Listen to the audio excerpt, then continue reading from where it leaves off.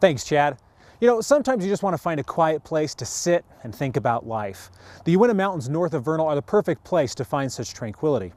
Today I'm with one local family who's showing me around this area, casting a line or two in the evergreens of northeastern Utah.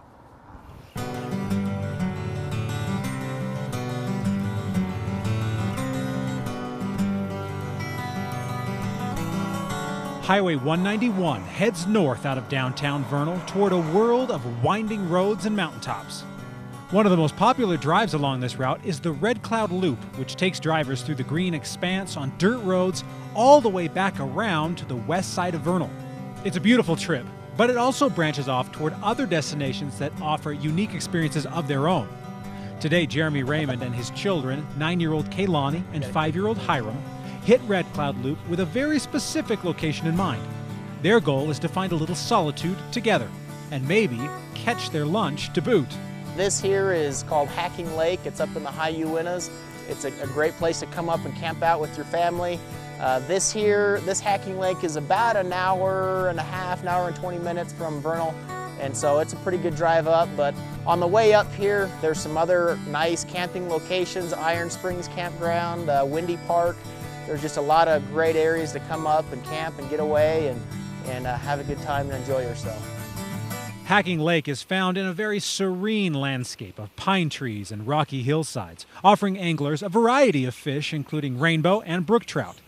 It's also known as a hot spot, where for the most part, you're not going to need to wait terribly long for a bite. Whether you're bait casting, fly fishing, or spinning, your chances of getting a nibble are pretty good.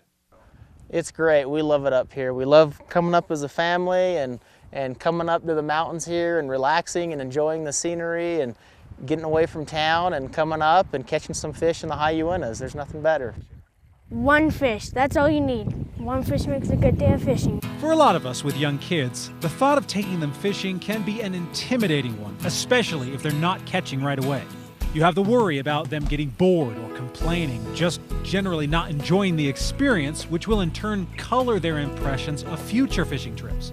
This was my personal problem as a kid when my first trip with Grandpa didn't feel like much fun, which actually kept me from fishing for years after. Well, Jeremy has come up with a fun way of keeping his kids' interest.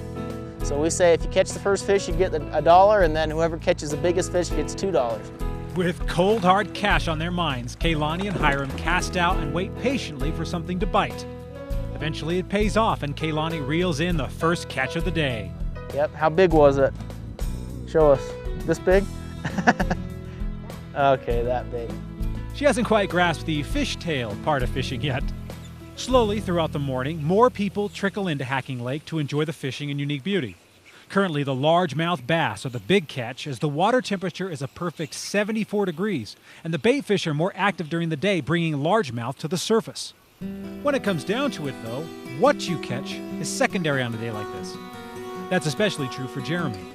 He didn't come up to Hacking to bring back a cooler full of fish or leave with tales of the big one that got away. He came here for 2 reasons, and they've been at his side the entire day. It's making the memories. You know, the kids will remember this. They'll remember coming out fishing with me and the pictures, and that's what's the best thing about it for me is to come up here and hang out with my kids and have a fun time and to make those memories and just enjoying the outdoors. A simple day of fishing that becomes a memory that lasts a lifetime. Not a bad morning. Now, if you want to find Hacking Lake's exact location on the Red Cloud Loop, you want to go to the U.S. Forest Service offices in Vernal. They'll have maps for you. Also, if you want to explore some of the other lakes in the area where you can fish, because there are quite a few, you'll probably want to stay in Vernal for a couple of days and give yourself the freedom to be able to explore. Well, I'm going to see if I can beat Kaylani's record and earn myself $2. For At Your Leisure, I'm Stephen Heumann.